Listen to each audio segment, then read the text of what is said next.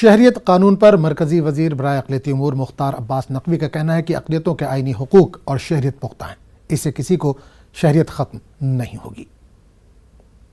तौर से अल्पसंख्यक और मुस्लिम भाइयों से कि वो पूरी तरह से पुख्ता यकीन रखें कि उनकी नागरिकता, उनके संवैधानिक अधिकार, उनके सभी अधिकारों की सुरक्षा पूरी तरह से पुख्ता है। सुरक्षा पूरी तरह से उसकी गारंटी है कि इसमें किसी तरह का कोई भी सवालिया निशान नहीं है।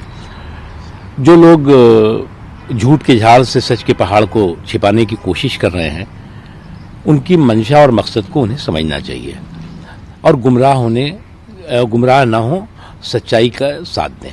जहाँ तक सवाल है किसी की भी नागरिकता का, अल्पसंख्यकों की नागरिकता का, यह बार बार कहा गया है कि किसी की भी नागरिकता को कोई सवाल नहीं पैदा होता। जो यहाँ इस धरती पे पैदा हुआ है, इस धरती का रहने वाला है, वो इसी धरती का रहेगा। पूरा देश एकजुट है, पूरे देश की एक ही भावना है कि पीस हो। ये देश जो है वो शांति और सौहार्द के जिस रास्ते पे आगे चलता रहा है, ये गांधी की धरती है।